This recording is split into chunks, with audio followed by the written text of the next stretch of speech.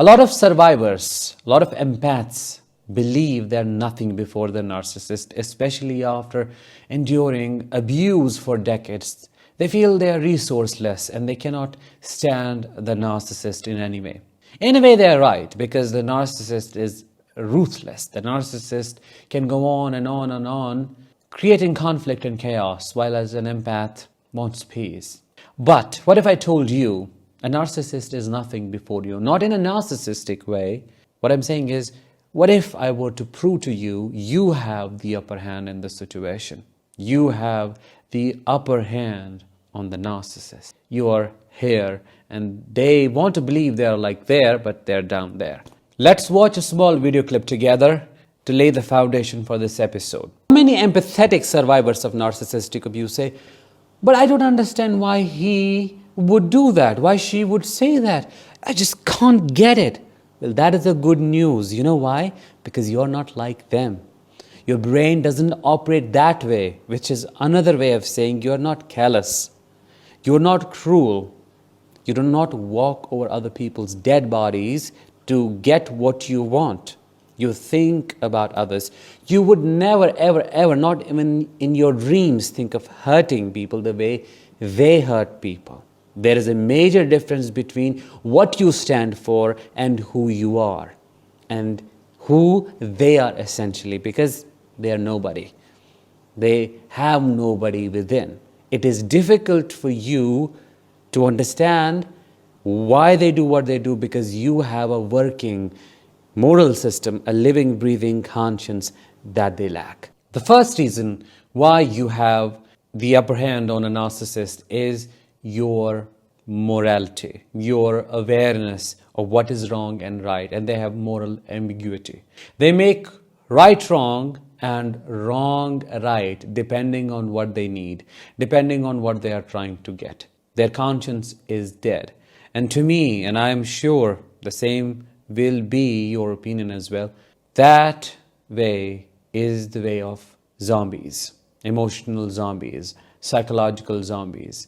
If you can do whatever you want to without caring how that is impacting other people, you're nothing less than a predator, a reptile, because it's all about survival. It's all about hunting people down. It's all about using people. You may temporarily get it your way, but there are consequences coming for you. The consequences of not having anybody, even when you're dying, the consequences of not having even one reliable relationship, not even one person to truly depend on. You want supply, you want enablers around, but that is your extent and your limit. I got to see this with my grandfather who recently passed away. Nobody was genuinely or in any way interested in taking care of him. Nobody even shed a tear. Can you imagine that? Everybody was like, good riddance. Finally he's gone. Finally. A complete shutdown, a complete absence of his narcissistic, pathetic self. That is what the consequence is for these people. But as an empath, you are loved. You are loved by those who know how kind you are. You are wanted by those who know how healing your presence is. You are sought by those who know how deep your understanding is of the world and of self. Those people who admire you know how much you are worth and how much you bring to the table, in what all ways you contribute. Narcissists do not contribute at all. They know how to take. Yet you are a giver. You are a savior. Yes, that might be a trauma response as well, but being a savior is not always bad. You fix situations. You don't want conflict, you want peace. None of that is present in a narcissist. You might argue, you might say, oh, but Danish, aren't those qualities weaknesses? Because the narcissist took advantage of us. The narcissist used those things against us. No, they're not the weaknesses. Shame is on them. Blame lies on them. Blame goes to them, because they should have admired you for being the person who you are, for being the way you are. Think and imagine of it this way for a second. Imagine living with the person who admires your fixing qualities, who admires you for being a savior, for being a helper, for being kind, compassionate, and understanding, and reciprocates it. Imagine how peaceful everything can be, how amazing that life looks like. The problem is you were with the wrong person who used everything that is right with you against you. There is no problem with you. The narcissist made you think you are the problem. But let me tell you this, your qualities are genuinely good qualities that each and every human being, in my opinion, should strive to have in their personality.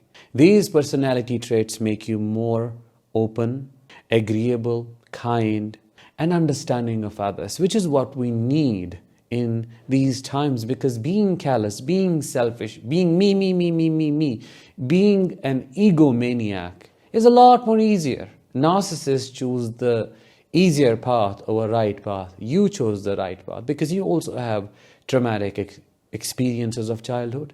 You didn't become callous like them. You did not become a predator like them. You did not become exploitative, manipulative. You did not choose to betray other people. You chose to trust other people. Do you know what the strongest and the most difficult choice is to make? It is choosing right over easy, because right comes with a lot of difficulties. You know yourself. By not becoming a narcissist, you invited a lot of trauma in. People walked over you, your parents, your siblings. You went through a lot. Many people took advantage of what you had to offer, even outside of your family. And that might have led you into believing, oh, this is a curse, I don't want to be this way. No. World needs you. You are needed here. You're here for a purpose, and I request you to find it out. The narcissist may temporarily gain different kinds of pleasures, like bringing somebody down, or destroying somebody's health, or gaining power over the situation. But in the long run, they fail and you win, because you have a chance at healing. They don't stand any. They will have to perish. That is in their fate. And they created it for themselves. It's their own hell created. And they are going to burn in it, psychologically or literally, who knows? But you know what I'm talking about. You always had an upper hand because you are way mature than them. They are like a 2-year-old stuck in an 80-year-old body. They don't have what it takes to be an adult human being. All of this is necessary to understand, especially if you are stuck blaming yourself, cursing yourself, saying, I did this to myself, I should be ashamed. No, stop there. You did not know what you were dealing with. You had zero control over the situation. You just fell for it like anybody would have had they been at your place and had they been exposed to the kind of manipulation you were exposed to. The narcissist was a master manipulator, and you did not ask for it. It just happened.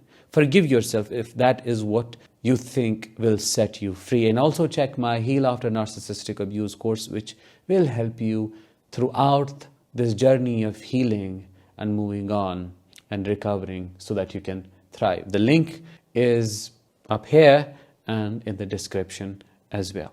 With that, let's bring this episode to an end.